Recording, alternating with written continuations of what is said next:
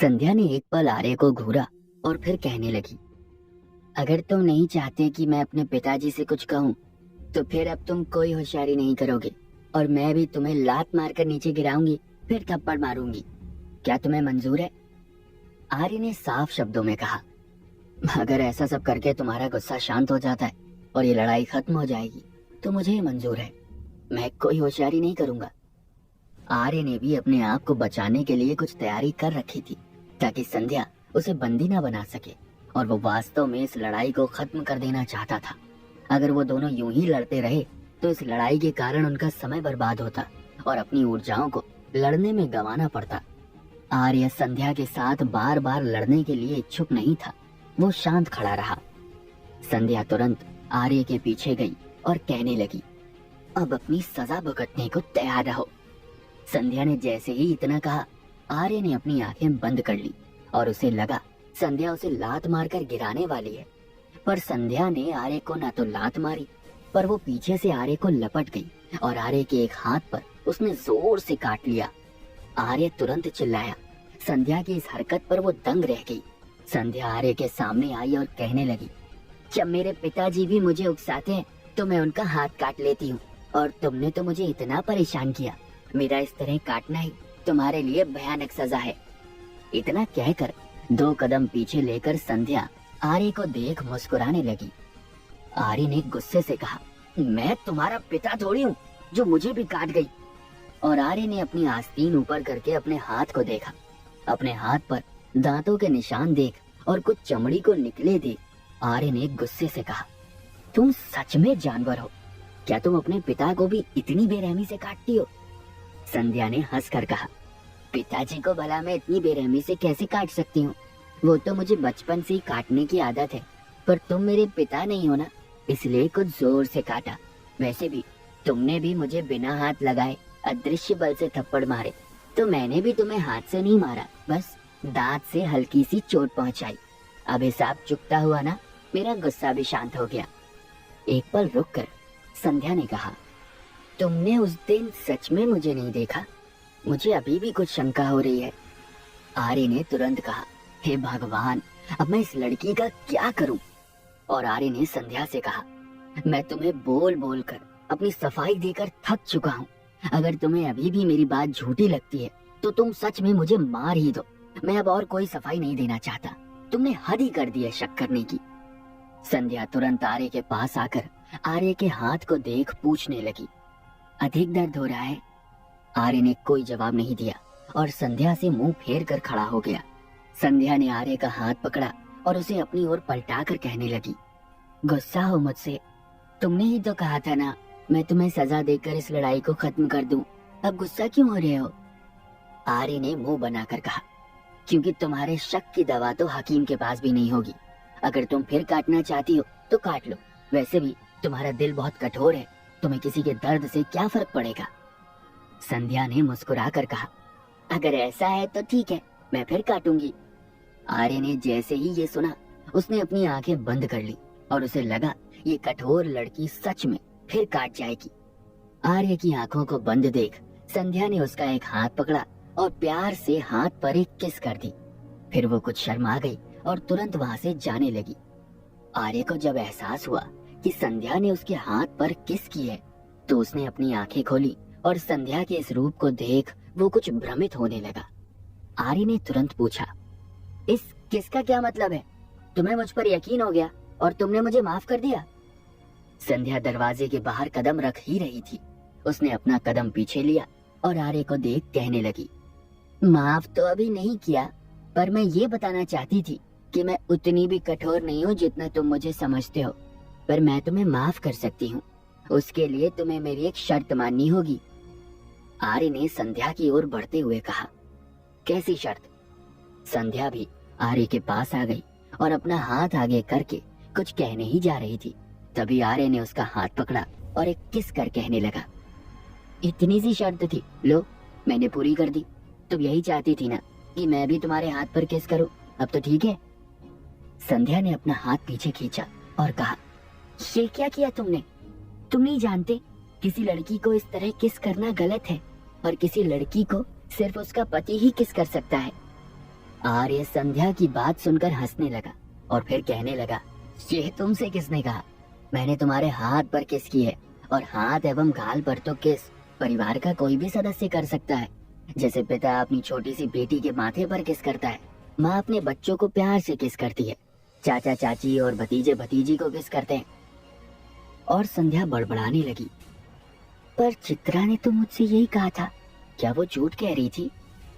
आर्य ने कहा, चित्रा ने तुमसे ऐसे क्यों कहा ये तो वही जाने, पर तुम्हें मेरी कोई भी बात गलत लगती है तो तुम किसी और से पूछ लेना। मैंने थोड़ी ना तुम्हें किसी गलत तरीके से छुआ है। और एक मिनट, तुम किस नहीं चाहती थी तो फिर तुमने हाथ क्यों आगे बढ़ाया? संध्या ने तुरंत कहा, वो मैं तुमसे एक वादा चाहती थी, पर मैं कुछ कहती तुमने सीधा किस कर दी। आर्य ने संदेह भरी नजरों से संध्या को देखकर पूछा, वादा? कैसा वादा? संध्या कहने लगी, बस एक वादा चाहती हूँ, बाकी मैंने कुछ सोचा नहीं। जब सही समय आएगा तो मैं वादे में कुछ मांग लूंगी। बोलो, तुम मुझसे वादा करोगे? संध्या ने एक बार फिर अपना हाथ आगे बढ़ाया। आर्य सोचने लगा, अगर गुरुकुल मास्टर से संध्या ने कोई झूठ कहा तो मेरे लिए बड़ी मुश्किलें खड़ी हो जाएंगी, पर इसे वादा देना भी खतरे से खाली नहीं है। कौन जाने किस वादे के नाम पर ये किस जिद पर अड़ जाए। क्या इसे वादा देना ठीक होगा? तभी आर्य के भीतर से देवेंद्र ने कहा, भाई जब एक वादे से सारा मामला सुलझ सकता है तो दे देना। वैसे भी वादा ही देना है, जान थोड़ी देनी है। देवेंद्र की बात से सहमत होकर आर्य ने संध्या के हाथ पर अपना दाहिना हाथ रख दिया और कहा, ठीक है, मैं तुमसे वादा करता हूँ। संध्या ने मुस्कुरा कर कहा, ये हुई ना बात, तुम काफी समझदार हो और अपना अच्छा बुरा जानते हो।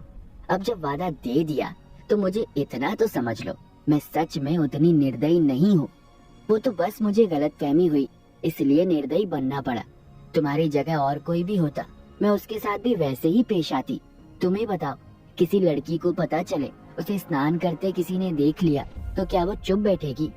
कोई लड़कियां कमजोर बनकर अपनी जान दे देती हैं और कुछ ताकतवर बनकर ऐसे गलत लोगों की जान ले लेती हैं। मैं भी बस वही कर रही थी जो मुझे सही लगा। आर्य ने कहा, समझ गया मैं तुम क्या कहना चाहती हो, पर अब जब गलतफहमी दूर हो गई है और मैंने वादा भी दे दिया है तो तुमने मुझे माफ कर दिया ना? संध्या ने हाँ में सिर हिलाया और कहने लगी, अब नाराज होने का कोई कारण ही नहीं बचा। पर बच्चे, तुम मुझसे इतने अच्छे से पेश आओगे तो कहीं मैं अपना दिल न हार जाऊं। इतना कहकर संध्या तुरंत पलटी और फिर कमरे से जाने लगी। संध्या ने दरवाजे के पास जाकर कहा, छोटे चोर, किसी और महिला से किस मत लेना। आर्य ने कुछ आश्चर्य जताकर कहा, अगर तुम्हारी जैसी कोई महिला मुझे काट गई तो मैं कैसे बचूंगा? संध्या ने कहा, जो कोई तुम्हें काटने की हिम्मत करेगा मैं उसे मार डालूंगी। मेरे अलावा कोई भी तुम्हें इस तरह नहीं काट सकता। संध्या फिर कमरे से बाहर चली गई और भागते हुए आंगन से जाने लगी। आर्य दरवाजे के पास खड़ा संध्या को खुशी से दौड़ते देख अपने आप में कहने लगा, ये लड़की मुस्कुराना भी जानती है, और इसके कहने का क्या मतलब था? कोई और मुझे काट भी नहीं सकता। कहीं उसे मुझसे प्यार तो नहीं हो गया? संध्या वहां से जा चुकी थी, फिर भी आर्य कुछ देर तक संध्या के ख्यालों में डूबा दरवाजे पर ही खड़ा था। तभी एक पीली रोशनी आर्य को नजर आई। ये पीली रोशनी जीवन की थी। जीवन ने कहा, मालिक हम लौट आए हैं। जीवन तुरंत आर्य के कंधे पर चढ़ गया और शेर एवं छिपकली आर्य के सामने थे। आर्य ने जीवन को देखकर कहा, तुम सही समय पर आए हो, अब तुम दरवाजे पर पहरा दो और मुझे एकांत में जाने दो। आर्य ने जीवन को नीचे छोड़ दिया और खुद कमरे के भीतर पालथी मारकर बैठ गया। आर्य संध्या की बातों को फिलहाल भुला देना चाहता था और अपना पूरा ध्यान अपने अभ्यास पर लगाना चाहता था। आर्य ने अपने पास से एक औषधि गोली निकाली और उस गोली का सेवन कर ध्यान करने लगा। गोली ने अपना असर शुरू कर दिया और आर्य को अपने हाथ में दर्द कम होता हुआ महसूस हुआ। आर्य ने एक पल के लिए आंखें खोली और संध्या के काटे स्थान को देख कहने लगा, अब जाकर मेरे हाथ का दर्द कुछ कम हो रहा है। कितनी जोर से काटा उसने। संध्या अपने कमरे में पहुंचकर अपने हाथ को देख बार बार अजीब तरह से मुस्कुरा रही थी। संध्या की इस हरकत को देख दासी चित्रा ने कहा, मिस, आप ठीक तो है ना? आप अपने हाथ को देख ऐसे क्यों मुस्कुरा रही हैं? संध्या ने चित्रा से कहा, मुझे क्या होगा, मैं तो एकदम ठीक हूँ। पर तुमने मुझसे झूठ क्यों कहा? किसी लड़की को किस सिर्फ उसका पति ही कर सकता है? दासी चित्रा ने शंका भरी नजरों से संध्या को देखा और कहने लगी, मिस, आज अचानक आप इस बारे में क्यों पूछ रही हैं? और मैंने आपसे कोई झूठ नहीं कहा। संध्या तुरंत खड़ी हुई और कहने लगी, क्या एक पिता अपनी छोटी सी बच्ची को किस नहीं करता? क्या एक माँ अपने बच्चों को किस नहीं करती? क्या परिवार के अन्य लोग अपने घर के लोगों को किस नहीं करते? फिर तुमने मुझसे ऐसे क्यों कहा, सिर्फ पति ही किस कर सकता है? दासी चित्रा ने कहा, मिस, आपकी सारी बातें सही हैं, पर मैं आपको कुछ और समझा रही थी। वैसे आपको ये सारी बातें किसने बताई? क्या आपने आज किसी को किस किया है? संध्या फिर अपने हाथ को देखने लगी और कहने लगी, नहीं, वो मैं बस यूं ही पूछ रही थी।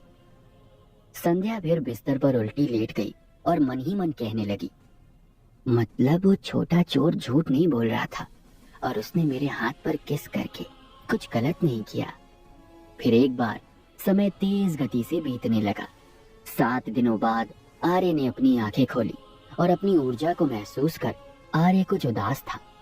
कहने लगा, मैंने पिछले 7 दिनों में 3 औषधि गोलियां खा ली, फिर भी मैं 9वें आध्यात्मिक मास्टर स्तर तक पहुंचने में सफल नहीं हुआ। लगता है अब मुझे पृथ्वी तत्व की और गोलियां बनानी होंगी और उनका सेवन कर ध्यान करने से ही मैं 9वें स्तर तक पहुंच पाऊंगा।